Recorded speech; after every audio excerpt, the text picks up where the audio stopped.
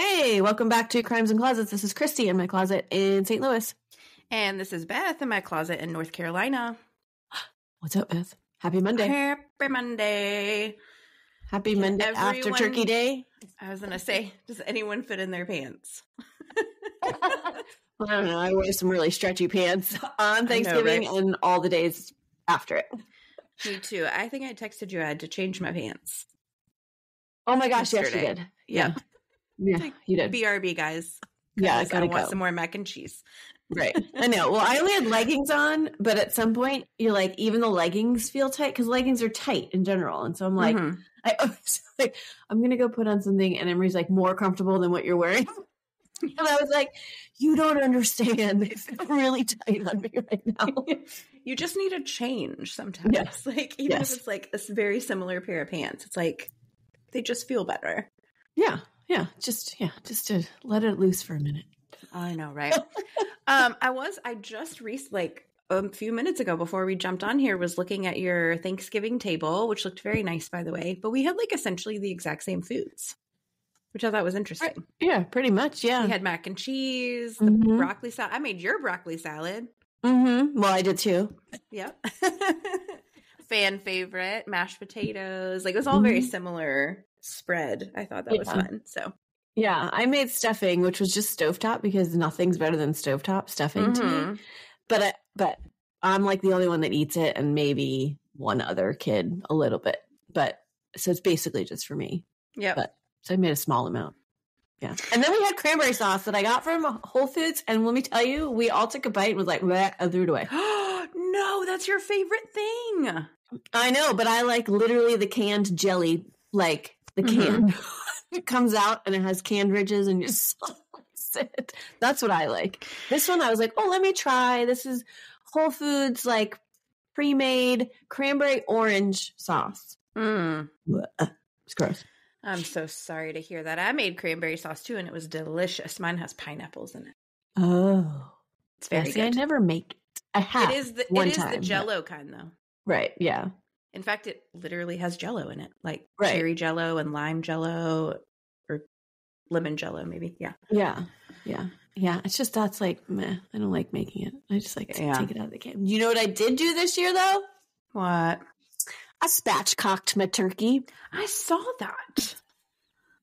And I just liked that name, so I had to mention it. Yeah, I saw Spatchcocked that. It. I don't know what that means, but it sounds fun. I don't know where they came. I keep asking Emery, like, I need to look up the origin of this name because why that's what they call it, I don't know. But it's literally you take the backbone out of the turkey and then you cut it out and then you turn it around and push down on the breast and it like cracks it. Like, I don't know if it's the breastbone that cracks, but like something cracks and then it lays flat. Yeah. Okay. So you cook it flat and so it cooks evenly and quicker than the whole turkey. That makes sense to me. And did it? Yeah. It only took an hour and a half to cook the turkey and it was perfect. And I mean, it just tasted like a turkey. So I think you play around with the seasonings to see like, because it doesn't make it taste any different. It's just a way of cooking method. So we need to just play around with like seasonings to get our turkey to like taste good, I guess. Turkey's turkey. Yeah. I was wondering if it was something to do with the position in which she was laying. Because you sent a picture and it said, and I was like, I don't know what that means. I like the word, but I don't know what that means. Exactly. Have a great dinner, guys. And it's funny because just 2 days before, it was like a friend of Emery's told him that that's how they were doing it. And we were like, let's do it. I want to take out a turkey's backbone. I cut that backbone out and spatchcock it. Hey, listen, cooking birds is barbaric. Tell me I'm wrong. No, like, it is ridiculous. It's like a whole thing. If people that are probably not like from the US that don't eat things like that are probably like, what are they doing over there? What are all these pictures of like accosted birds? Not that I like a bird, I'm just saying. Yeah, barbaric. I just had a conversation with somebody who's had somebody coming from another country. I cannot remember which country it was. And she was like, they won't eat anything that I have. So I don't really consider like that I'm cooking for them. Like they're kind of off my numbers list because they're not going to eat it. And I'm like, really? They just won't? They won't even try? They're like, nope. Huh. So anyway. Very interesting. Well, we hope you guys had a great Thanksgiving, and ours was not eventful. I don't think yours was eventful. It was very low key, which is how we like it. Mm-hmm. Yes. And then spent the weekend with fam. So we hope you guys have done the same. And now we're on to Christmas. We are. Here we go. Christmas. Let the games begin. Yeah. But before that, I have a case for you. Okay, great. Okay. Here we go.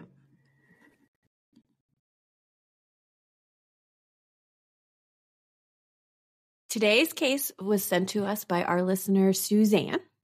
Oh, hello, Suzanne. Hello, Suzanne. Thank you so much for sending us. She sent us this in an email, and it takes place in an area that is well known to us. Oh, yeah? We are going back to Vermont. Oh, my gosh. How weird. Is it Burlington? Yes. Well, not specifically, but Burlington's like part of it. Okay. Yes, it's that area. Like everything is within like 30, 40 minutes probably of Burlington. So yes. Right. Yeah, Vermont's not very big. No, it's not. And it's really funny. Climbing the list. Literally what I've written in here is like more things have happened in Vermont than I have ever expected, because I think the first case we were like, oh, it's so pretty there. It's such a nice state. And like, you don't think of, because there's definitely states that you think of when you think of heinous crimes. Florida. Ones. Texas. Exactly. Vermont is definitely starting to creep into my head. It is. Specifically on our little pod, which is wild. Right. I know. Exactly. So, okay. Suzanne's husband was friends with the victim in this case, and he said that he was a really good person and a hard worker. For me, I don't know how you feel about this, but it always seems a bit harder to like research a case that one of our listeners has like a personal connection to. 100% doing it at this moment. Yes, because it's like, one, it makes it sadder because we're like, oh gosh, this person knew somebody. And then it's like the pressure of making sure that we do it justice and we don't like screw it up in some way, shape, or form. 100%. And the fact that like our listeners trust us with their friend or their family member's story is very humbling. We were just talking about this yesterday. Yes, we were. It was really weird. And I wanted to say, oh my gosh. I mean, yours was a different situation, but like, I was like, oh my gosh, I literally wrote that in my narrative. How like, it's just crazy what they're trusting us with and how it's almost more pressure. But yeah, totally. So anyway. And it's also another case that there's not a whole lot of specific information. You know, it's the same thing. Repeats in all of the articles that you read. And so sometimes you have to dig a little bit further to get something. But anyway, that's okay. So this week's case is about David Auclair. Okay. David was born on March 2nd, 1974 in Burlington, Vermont. Okay. That's the tie-in right there. To Robert and Danielle. He had one sister named Melissa. David was a property manager for a company named Tronos, which I tried to look up, and for some reason, I can't find anything about it. So I don't know if it doesn't exist anymore, but I feel like it would still have an online presence. Because this isn't I would think that long ago, this story. And so, I don't know. I can't find it. So anyway, it doesn't matter. David married Angela George on March 3rd, 2001, and the two had 5 children between them. Some from previous marriages. And I think mainly for her, because all of the kids have George as their last name except for one. So they have Corey George, Thomas George, Matthew George, Nicholas George, and Daniel Auclair. Okay. It is unclear, because again, the background information is kind of missing if Daniel was his from a previous marriage or theirs. Because I don't know the ages of everyone. So anyway, they lived in a small town called Moncton, which has a population of about 2,000 in 2020. David loved to ride his motorcycle and loved to support charities, specifically for children. So already I love the guy because it's something close to my heart too. So, and his name is David, and I just really like a David. David's good. Yeah, my dad was David, but yeah. Have we ever, my kids have this thing with the name David, and they'll be like, David. For some reason, when the name David comes up, it's like, I don't know if they heard it in a show or a movie. And so every time you say the name David, they'll be like, David. That's how my dad talked too. Like, I feel like that's how he would have said his name. Well, good. Anyway, David would also ride in charity rides all the time. On July 12th, 2019, Angela reported David missing. She told police he had been called into work the night before. I think he went into work that night and then never came home. But again, unclear as to why she would have called him in or reported him missing. Okay. Because he's a property manager. So I'm like, well, what did he have to do that night before? Like check on a property? Or it's not clear. Again, I tried to look up the company to know like what kind of properties they manage, and I couldn't really find anything. So anyway, that's why I kind of hit a wall with this. But on July 10th, so 2 days before that, police had responded to calls from residents hearing gunshots around 10 p.m. near the La Platte Headwaters Town Forest parking lot. So this is like, I don't know, I guess maybe like 5 to 10 minutes away from their house. It's like a trailhead. So it's where you would go to park and then like walk a trail. When police arrived there, they find a man who had been shot 11 times. Oh. The victim had some grease on his hands, and it appeared he had been trying to crawl under his pickup truck that was close by to get away from whoever was shooting at him. Mm-hmm. His autopsy report would say the cause of death was multiple gunshot wounds, which is pretty obvious to everyone. Mm-hmm. He would also be identified as David Auclair. Wait, 2 days before he was... Well, so kind of like a day and a half, because this was 10 p.m. on the 10th, and she reported him missing on the 12th in the morning. So like kind of a day and a half, but yeah. Okay, but she said he went to work the night before. Right. So that doesn't make sense. She's lying. Right. Okay. I just want to make sure I'm on the same page here. I'm glad you're listening. Okay. So when they searched the scene, there were no shell casings left. They did recover the bullets from David's body, so they would eventually have something to compare it to. Police spoke to a few witnesses who stated they had seen 3 different cars in that parking lot around the time, and they had surveillance video from a Ring doorbell, love those Ring doorbells, that was close by that didn't necessarily catch the person on camera, but recorded that there were 14 gunshots that had gone off around 9:45 that day. Okay. Police clearly questioned Angela and other family members, and because, you know, that's what they do. They start at the inner circle and move out.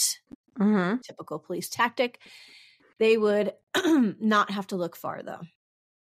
The key players in this case do not seem to be too swift and did not do well in covering anything up. And you're going to pick up on things as we go on this case. Okay. Police would quickly find out that the call for David to come into work the night before never happened. I mean, come on. At least like fake that call from somewhere. I mean, you got to think in advance, people. The night before the murder, a friend of David's came home from having dinner. So this would have been the night before he was murdered. Okay. He had dinner. David and Angela had dinner with a friend. And he came home to find out that his house had been broken into and there were several guns missing from his safe. The last time they had checked for these guns was July 4th. So they were like, they went missing between July 4th and July 10th, essentially, because we looked in there on July 4th for whatever, I don't know. Do you do that? Do you like check in your gun safe every now and then just to like make sure they're there? I mean, like, do I? Well, I'm just saying, like, is that because it seemed like that's why they went into it on July 4th. They're like, we wanted to make sure they were in there. And so I just didn't know if that was like something that gun owners do, like, oh, let's just make sure they're in there at some point so that we know if they went missing when they went missing. I have no idea. Okay. Fine. All right. Well, anyways, they knew between July 4th and July 10th that at some point during that time, but they assumed that it happened when they found that their house had been robbed. Right. One of these guns matched the caliber of bullets that David was killed with. They were 9mm Beretta guns, or what are those? Bullets. Sorry. Okay. And then the other one that was missing was a 12-gauge shotgun. The 9mm was the one that was used to kill David. Okay. When they searched near David and Angela's home, they did find shell casings by their house that matched the gun, and surveillance would show like some other Ring doorbell from somewhere that someone had been shooting a gun the same night that the guns were stolen, as if they were like practicing shooting it. Oh my near the house. gosh. Yeah. 3 days after the murder, the gun and a cell phone were found in Lewis Creek. That is somewhat in between the park that David was found in and his home. Okay. Police found that this was a burner phone that had made only 2 phone calls from it. One to a Rite Aid pharmacy. No idea why they would call a Rite Aid pharmacy. And one to David at 9:15 on the night of the murder. Okay. When police questioned Corey George, one of Angela's sons. Now, I'm assuming they questioned them all, but he is literally the only one that's mentioned in any article. So it was like they honed in and they didn't like care to share information about anybody else and their alibis and whatever. So it's discovered that he has a record, 5 felony convictions, including a robbery of a jewelry store employee as they were leaving work in 2007. That is the only one that is mentioned in any article. None of the other convictions and what they are were mentioned. Okay. Because most of his records, I believe, are sealed based on what I've read. It's a bit confusing, but I believe the court records revealed a troubling upbringing and evidence of physical and mental illness. And so for some reason, that was just deemed that it didn't need to be public knowledge. So they sealed. Yeah, and he was a minor too. So likely, yeah. So Corey provides an alibi stating that he's at a friend's house in Burlington, which is about 25 minutes away, from 8 p.m. to midnight, and his girlfriend was with him that night of the murder. Okay. This friend and his girlfriend, Kristen, corroborate this alibi. On July 22nd, a woman named Amanda Spinks comes forward. She's Corey's ex-girlfriend. She states that the week before David was killed, she heard Corey and Angela talking about killing David. Okay. They mentioned buying a disposable phone and calling David to lure him out of the house, and then they would shoot him. She questioned Corey about it days later, but he just said, "Oh, my mom was just kidding." Who kids about that? You know, I understand that it's difficult to take somebody serious when they say something crazy like that. Like, you're like, oh my gosh, you are so crazy. Like, I get that. But talking about murdering someone is never a joke. I don't think. No, it's never a joke. I mean, the most that I would say be like, oh, I could kill him, but like, right. That's not me joking about actually doing something. It's me just like, which is a terrible way to express like frustration with someone. Right. So should never say that anyways. But yeah, I'm like, who says all that stuff? And they're like, oh, my mom's just kidding. She's just kidding. I'm going to get a burner phone and lure him out of the house and then shoot him in a parking lot with a stolen gun. Just kidding. Yeah, no. Yeah, it's a little bit ridiculous. That is crazy. Oh, but I get it though. I get it. People say crazy stuff. Well, yeah. And of course you're just like, well, what do I do with that information? I don't know what I would do with that information if someone said it. Like, I would maybe tell David. Well, yeah. I mean, I don't know what kind of contacts she had, but clearly she was around him and his mom, and she's an ex-girlfriend, which has been brought up that she's the ex-girlfriend, and why would they be talking about this in front of her the week before? And that possibly she is lying because she was upset about the breakup and whatever. But I don't know the timeline of that. Like, did they just break up, or was it like years ago and they're just still friends? I don't know. But anyways, police take this affidavit anyway. Amanda also told police that David had recently been giving Corey a hard time because he was selling marijuana and THC cartridges, and he wanted his kids to do right in life. I think that's a pretty valid thing to want. I want my kids to do right in life, and I find that if I find they're selling things, and I might get a little upset with them as well. Right. It is also stated that at this time that David and Angela's marriage seemed to be unraveling. So they weren't the happy couple that maybe everyone else thought they were. They were still living together, but Angela was in a relationship with someone else named John Turner. I do not know if David was aware of this or not. That is unclear. Okay. Angela is also questioned, excuse me, about where she was the night of the murder. And she said she was at home and that their own security system would corroborate that. Police did search their home, by the way, after and did take some things into custody. The security system was not one of them because they stated that at the time they saw the equipment there, but there was no wires attached to it and did not look operational at the time that they were there. So they just left it and didn't do anything. Okay. On August 2nd, police completed a search of Corey's property and found a shotgun, not the 12-gauge shotgun that was stolen from the other, like at the same time that the Beretta was. This was a shotgun that was reported stolen in upstate New York in the spring of 2019. Oh. So months before all this. Corey was friends with the people who reported it missing and apparently was also at the campsite at some point with them. So, but I don't think that they suspected him at the time, but this is the shotgun that they found. Okay. Corey would eventually be arrested for possession of a firearm in September of 2019 because of his criminal past. It was illegal for him to be in possession of a weapon. Sure. He would later be sentenced, I think in November sometime, to 8 years in federal prison for this gun charge. Oh. While he was in prison, police start putting a case together against him and Angela. So him and his mom.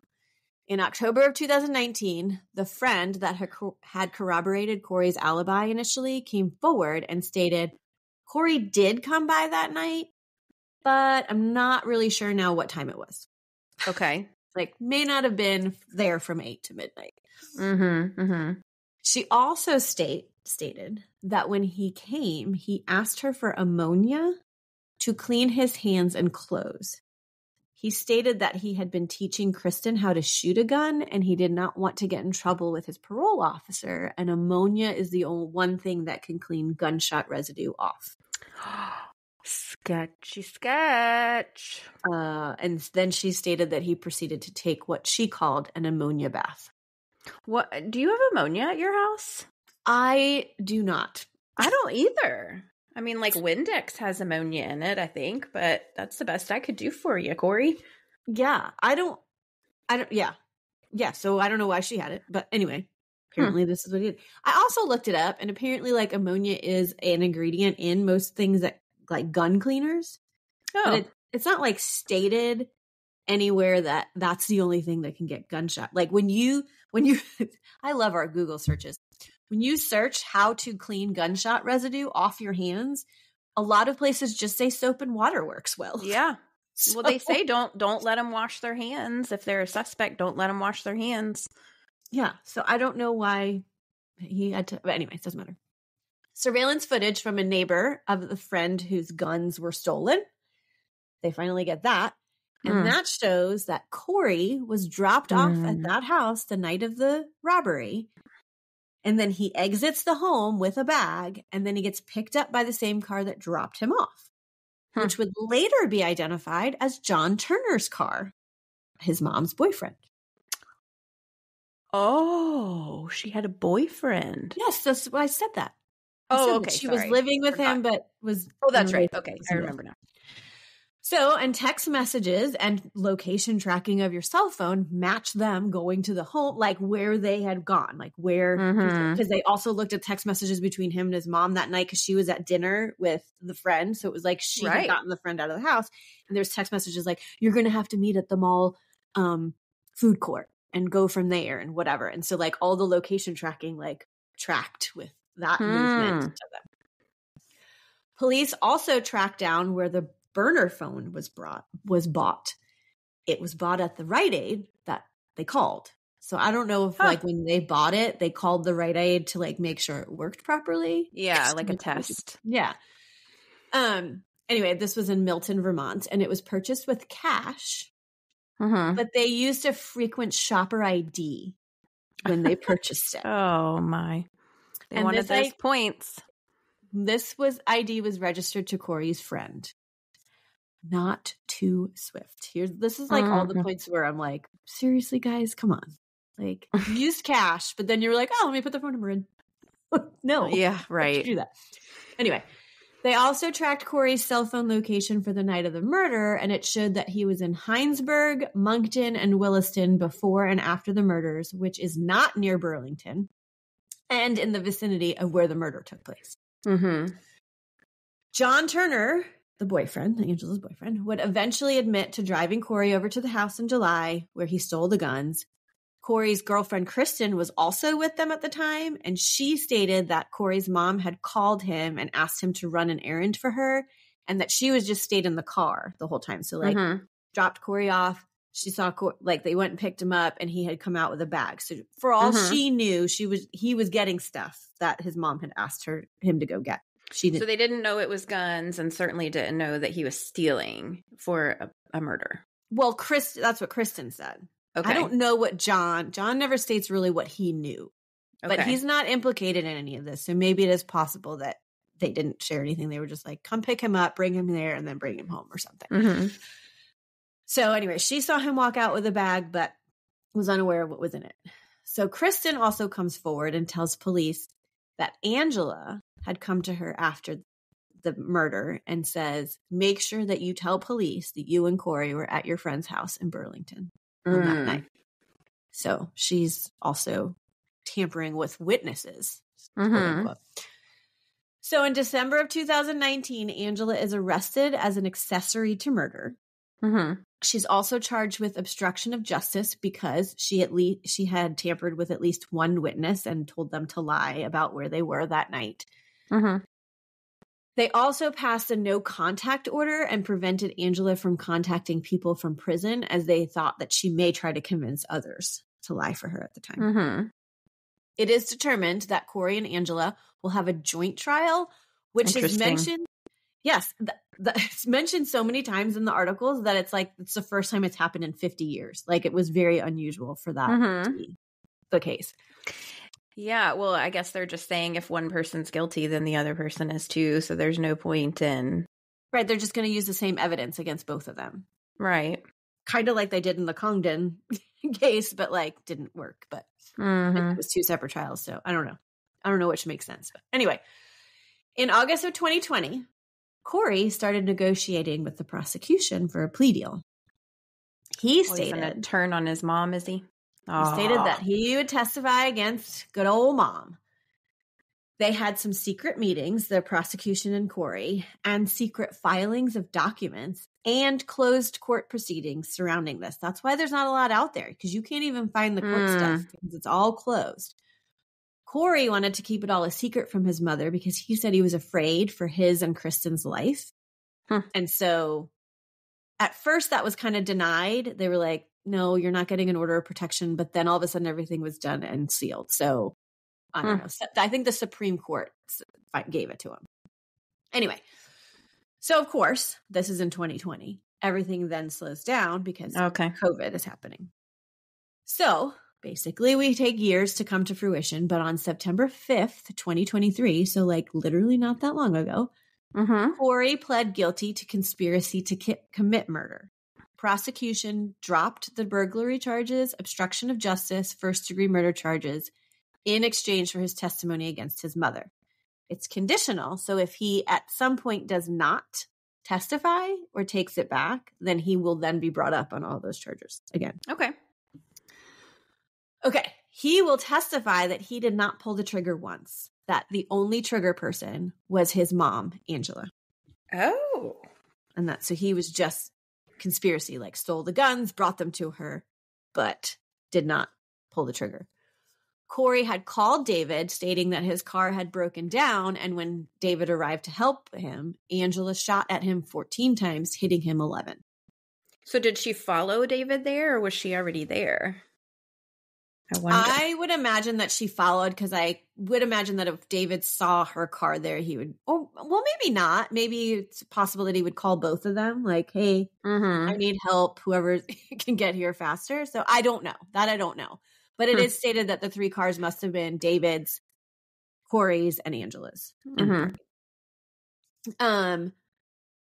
Corey would face 18 years to life at sentencing. I don't think he's been sentenced yet. My biggest issue with this is that if he didn't fire any shots, then why did he have to take the ammonia bath? Oh, yeah. Only thing that I'm like, well, unless it's like, well, because he like test fired it. I don't know. Yeah. I don't know. Or he got it on him because it had been fired. I don't know how long gun residue stays on a gun. I don't know. Mm-hmm. But anyway, that's my biggest issue is like, you shot nothing, but you still had to take an ammonia bath. I don't know, but whatever. Angela is pleading not guilty and was due to have a court hearing on October 4th, 2023. The judge has since delayed the trial until at least early 2024. Just prior to her court hearing, Angela had started to raise concerns about her attorney, saying he was not properly representing her and that she would like a new one. And the judge was like, work your differences out. That's bull. Like, no. Oh. Anyway, it turned out that her lawyer had not provided Angela with a large number of documents related to the case that he thought he had. This is what he states. He thought he had given it to her a long time ago. And so now they're giving them time. The judge determined that they needed sufficient time to go through all of these documents together before the trial, which is why it was delayed until at least early 2024. So I'm going to have to keep an eye on this one so I can bring an update to you. But I will say, back in October of 2021, David's sister organized a 26-mile memorial ride from Bristol, Vermont to Waterbury to celebrate his life and raise money to go to one of his favorite charities to support, which was Autism Speaks. Oh, so love that. Yeah. So just one. So why kill David? I don't know. I don't know if that'll come out in her trial. Like, because to me, it seems like maybe this was all her idea. Right. But they weren't together. She had another boyfriend.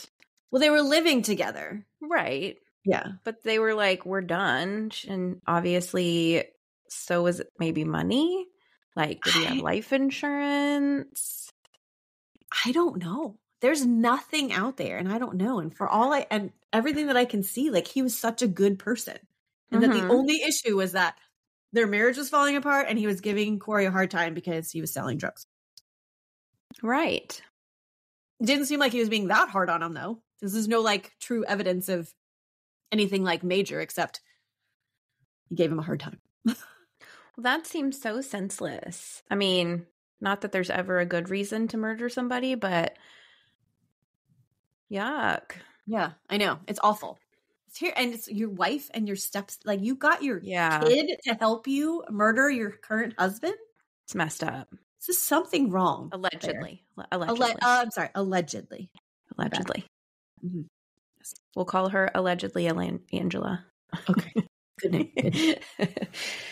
That's really sad. Yeah, and David seemed like so nice, and I just don't understand what happened. And so, like, you shot at him 14 times. Like, yeah, that's a lot. A lot. He was hit 11, you said, right? Mm-hmm. Yeah. I will say that one article says 9, one says 11. I'm pretty sure the 11 is the correct one because I think it was mentioned more often. But just overkill for exactly. Yeah, I don't know. It's awful. Which would make me think more Angela shooting than Corey, because Corey's like, I'm just doing what my mom's telling me to. Right. So I do believe him that she's the trigger person, but I'm just confused about his ammonia bath. Yeah, I don't know about that. I'm not up to date on, like, how to cover up a murder. Shockingly. Well, they didn't do a very good job anyway. Yeah, they didn't do a very good job. They definitely made mistakes not thinking of security cameras, using shopper ID numbers. Like, they made a whole bunch of mistakes in this. Leaving the bullets by their house. But picking them up at the scene. Anyway, yeah, it's just a mess. And I feel bad for our listener and her husband, who was actually friends with him, and 100%. Yeah. Their so family, shocking. The rest of the family. Because now the kids that are left don't have either parent. Or their brother. Yeah. Yeah, that's so tragic. Well, thank you, Suzanne. Yes. For trusting us with David's story. It's very sad. Yeah. And tragic. And I'm sure it's like shocked the small town of Moncton, Vermont. Yes, you got it. Again. Yeah. So it's a notable name. Yeah, don't murder people. You're going to get caught. That's your PSA for this Monday. Because there is our eyes in the sky everywhere. You can't be, I mean, you're not going to ever get away with it, I think. Not nowadays. Nope. Not with all us sleuths out there. I know. We'll come find you. All right. Well, we'll stay tuned then to see what happens next year on Angela's trial and hope that David gets justice, whatever that looks like. Continued justice. Thank you very much for the case. And thank you guys for listening. We appreciate you super much. Come find us on social media. Let us know what you think about who the trigger person was. And that'll be fun. We'll just wait to see what you have to say. And if you like what you hear, we've got more content over on the Patreon, so you can scoot your way over there.